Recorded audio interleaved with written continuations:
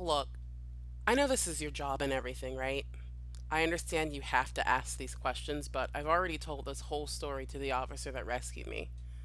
Well, the officer that untied me. Somebody or something else rescued me, at any rate.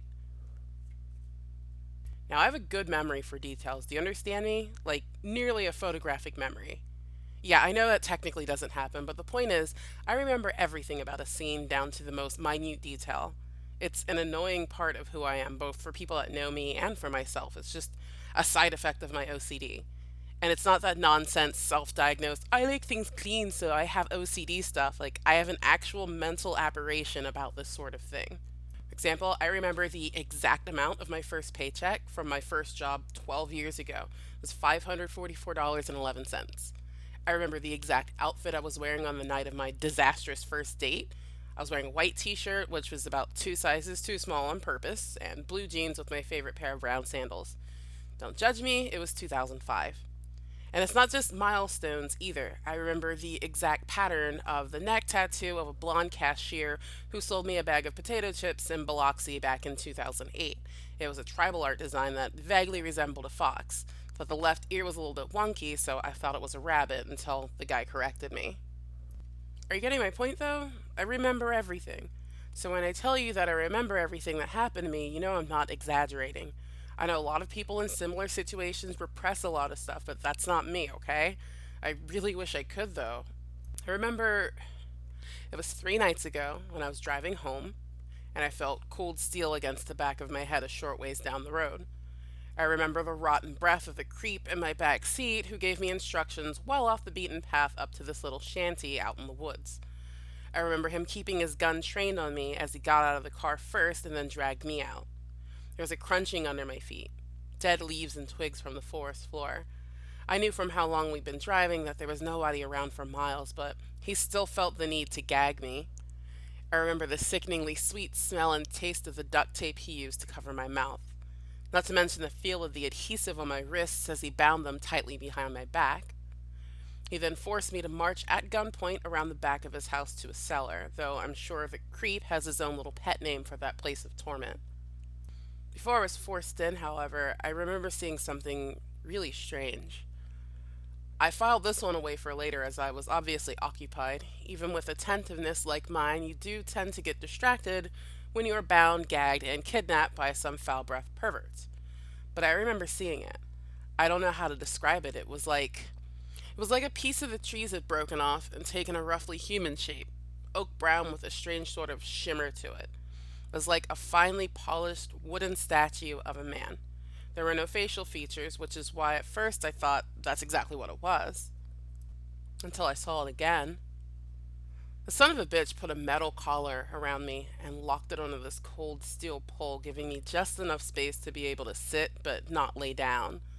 He then went on a diatribe like most of these sickos do to justify his actions. He began talking about how all of us really love this kind of treatment, and before a while I'd be thanking him. Even without my condition, I would have remembered these words because that's when I saw it again, peeking at us through the small cellar window. It was maybe a foot tall and 3 feet wide, but its face was clearly there, staring in at us.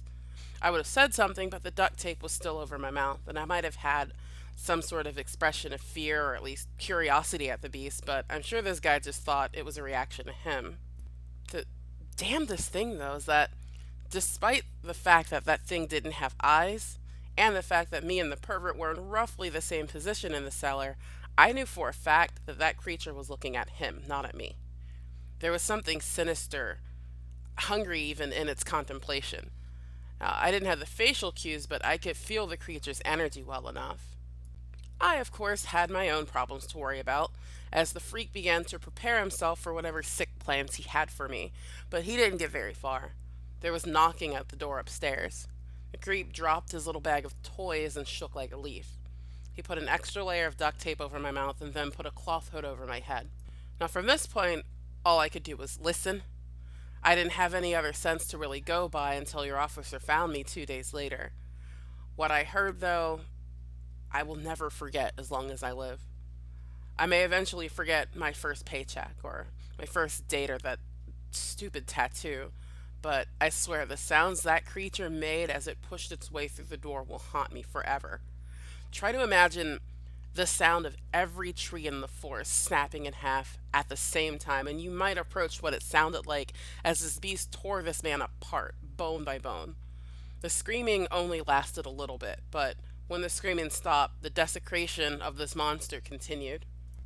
And I was scared, of course. I still hadn't placed everything together yet, and here I was, bound up to a pole with no way of helping myself, and convinced that I'd be the next thing to suffer the same fate. Just about the time I started to panic, pulling tightly against the damn collar that kept me tethered in place, I felt a soft, polished wooden hand grasp my forearm. It wasn't a firm grip or even a forceful one, it was soft, reassuring. I felt the creature's face mere inches away from mine beyond the hood.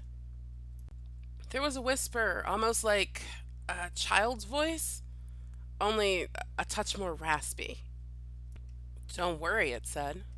"The monster is gone now." After that, the creature left me. And I don't mean that it went back upstairs or anything, I mean it disappeared on the spot. And that's it. That's everything that I remember until you all showed up. I don't trust I need to bore you with the details of the 2 days that I spent alone in that damn cellar. I know you probably think I'm crazy already, but there is one more thing I guess I should add.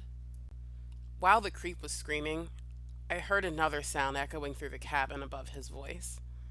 It was the sound of dozens of people around my age, laughing in triumph and malice and glee. I'm sure when you search the place, you'll find evidence that I wasn't the first. Far from it. But I know for a fact that I was the last. So thanks again for listening, guys. This was titled I Remember Everything. No author, which seems to be the case with most of these.